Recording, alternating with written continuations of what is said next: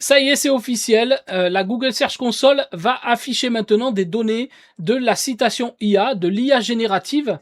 Google avait pris du retard par rapport à Bing. Bing, l'affichait déjà depuis pas mal de temps et ils affichaient pas mal de sources et de data intéressantes, mais faut savoir que tout ça, c'était lié surtout à Bing et tout l'écosystème de Bing.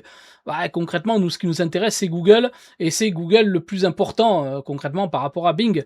Donc ça y est, c'est officiel, vous le voyez ici, donc vous connectez sur votre Google Search Console et vous allez cliquer sur résultats de recherche. Ici, il y a une petite flèche et vous allez trouver IA générative. Et là, vous allez voir, donc vous pouvez bien sûr remonter le plus loin possible. Là, j'ai mis 16 mois. Mais en fait, la réalité, c'est que la première date sur laquelle on peut remonter, c'est le 18 mai. C'est à partir de là que les impressions ont commencé à être enregistrées dans la Google Search Console. Et donc depuis le 18 mai, c'est une surprise, pour un de mes sites par exemple, on est à plus de 5000, impressions. Ça veut dire qu'il y a eu plus de 5000 personnes qui ont vu, passer un article, un texte, une source, mentionnée. Et c'est là qu'il va y avoir un vrai travail de fait pour un consultant SEO. Je vais pas employer le terme de GEO, vous savez à quel point il est bullshit, même si je suis le premier à l'utiliser parce qu'on a réinventé quelque chose. Je vous invite à regarder la vidéo précédente. D'ailleurs, si c'est pas fait, je t'invite également au passage à t'abonner.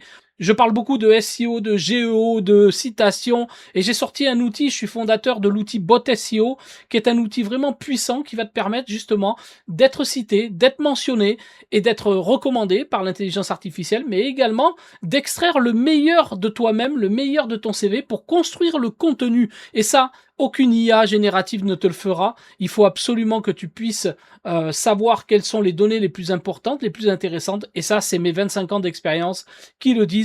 En tout cas, tous ceux qui l'utilisent ont des résultats. Je t'invite bien sûr à le tester. Donc concrètement, vous avez sur la Google Search Console, voilà, toutes les pages qui ont été mentionnées. Alors, on ne sait pas exactement, on n'a pas le retour, par exemple, pour voir quel a été le prompt qui a été utilisé. Qu'est-ce qui s'est passé? Comment on a pu obtenir ces datas-là. Voilà, 5000 affichages, pour moi, c'est important puisque ça vient de l'intelligence artificielle. Ça peut venir de plein de sources différentes, surtout de plein de prompts différents.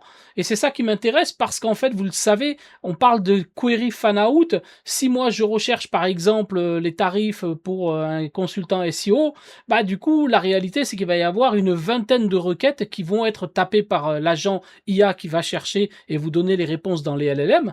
Et du coup, ces queries fan-out, il faut pouvoir les juger, il faut pouvoir les jauger, il faut pouvoir savoir quelles sont-elles. Et pour ça, il y a un outil que j'ai créé qui s'appelle botseo.fr. Je te mettrai le lien en commentaire.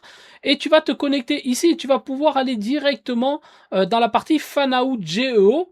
Et c'est là-dessus que tu vas pouvoir savoir quelles sont tes queries fan-out.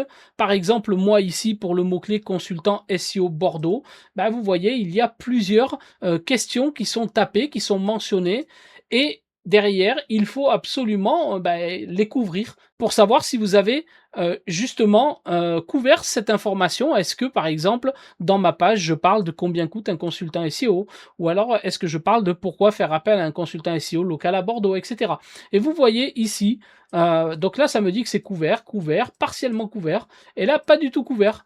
Donc, ça vous donne quand même quelques informations pour pouvoir aller travailler autour de cette partie-là et répondre à ça. Essayez d'être le plus large possible. C'est comme ça que l'intelligence artificielle va pouvoir s'intéresser à vous, vous mentionner et vous citer.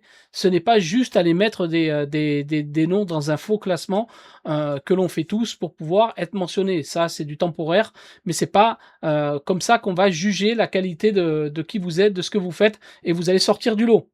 Je t'invite en tout cas à aller sur botseo.fr et tu vas pouvoir vraiment faire cet audit. Tu peux déjà le tester gratuitement. Et si tu mets un petit SEO dans les commentaires, je vais t'envoyer mon guide pour ça gratuitement. Et je te donnerai même un code promo pour essayer l'outil sur un mois et avoir une petite réduction intéressante. En tout cas, tu vas pouvoir faire beaucoup de choses. Je t'invite à regarder toutes mes vidéos là-dessus. Surtout sur cette partie Google Search Console, c'est hyper intéressant. Ça va pouvoir voilà, donner pas mal de data sur vos sites internet.